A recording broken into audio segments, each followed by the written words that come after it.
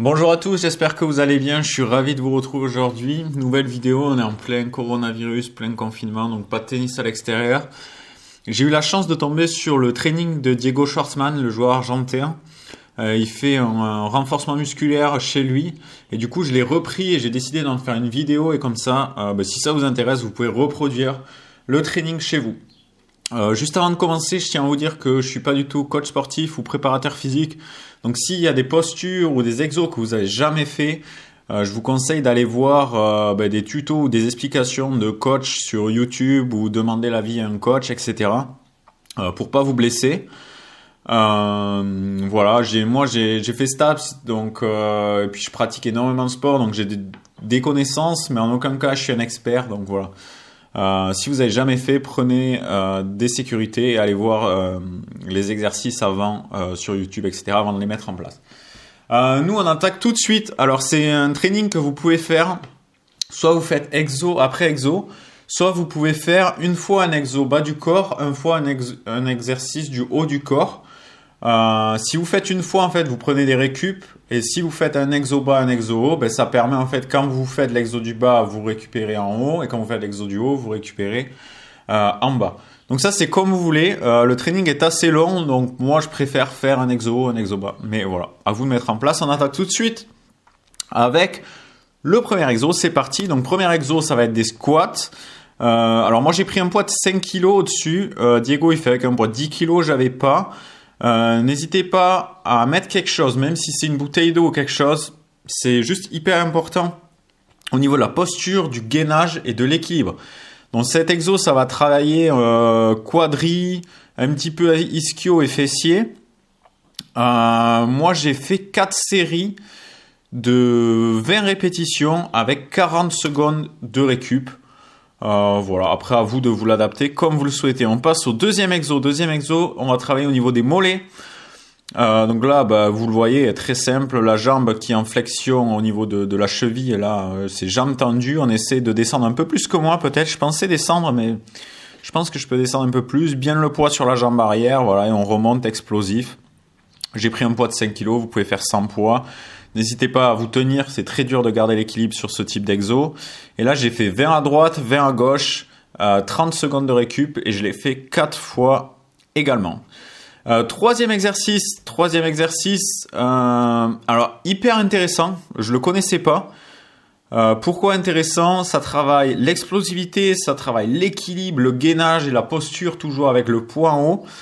Donc là, ce qui est hyper important en fait, c'est au niveau des sécurités sur votre jambe d'appui.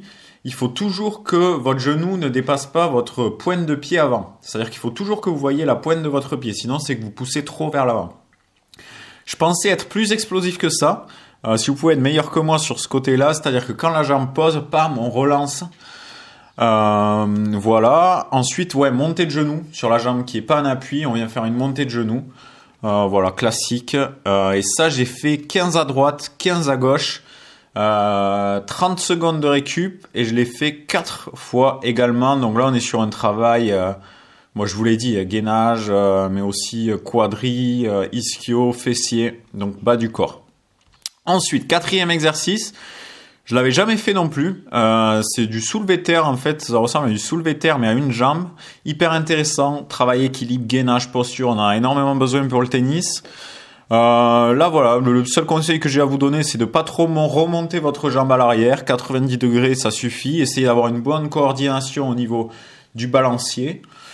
Voilà, là on est sur travail plutôt ischio, un petit peu fessier, bon les quadris travaillent vu qu'on est toujours en maintien de la posture, etc. Pensez à bien sortir les pecs et les fessiers. Voilà, donc ça j'ai fait 15 à droite, 15 à gauche et je l'ai fait 4 fois avec 30 secondes de récup. Ensuite, prochain exercice, donc exo bas du corps toujours. Prochain exercice, c'était des bancs en fait. Alors là, ce qui est important en fait, c'est pas forcément d'aller loin, c'est de bien fléchir sur la jambe qui est en appui et un bon maintien de l'équilibre. C'est-à-dire que tant que je sens pas que je suis bien équilibré sur ma jambe, je pousse pas de l'autre côté. Alors bon maintien de l'équilibre et bien descendre sur les jambes. Après, au niveau de la rythmique, c'est comme vous voulez. Donc ça, j'en ai fait 20. 30 secondes de récup et je l'ai fait 4 fois. Prochain exercice. Alors là, on est sur des fentes. Alors si vous avez jamais fait de fente, pas besoin de mettre la jambe comme moi sur la petite murette derrière. Ce qui est important sur la fente, comme je vous l'ai expliqué tout à l'heure, c'est le genou qui doit pas dépasser le pied avant. Donc bien descendre en fait en bas comme ça. Enfin je sais pas comment expliquer, mais bien descendre au bas et pas trop aller vers l'avant ou vers l'arrière. Toujours maintien du poids de 5 kg au-dessus de la tête. Bon, si vous avez autre chose, ça marche aussi. Pour la posture, pour le gainage. Celui-là, j'ai fait 15 à droite, 15 à gauche, 30 secondes de récup, ou 45 secondes de récup. Et je l'ai fait 4 fois également. Celui-là, il pique. Celui-là, si vous le faites correctement, il pique au niveau des quadris. Quadris ischio aussi. Donc là, on était toujours sur bas du corps. Ensuite, prochain exercice. Là, on passe aux abdos. Donc, abdos, si vous faites jamais d'abdos, je vous conseille pas celui-là. Je vous conseille plutôt de faire la planche en gainage. Donc moi là j'ai fait 20 répétitions, 30 secondes de récup et je l'ai fait 4 fois. Donc là rien à signaler, des abdos assez classiques. Coordination, pensez à bien souffler. J'en ai pas parlé de la respiration mais c'est hyper important sur chaque exo. Et voilà, rien à signaler. Là on est au niveau des abdos. Une fois qu'on a fait les abdos, on passe ensuite aux lombaires.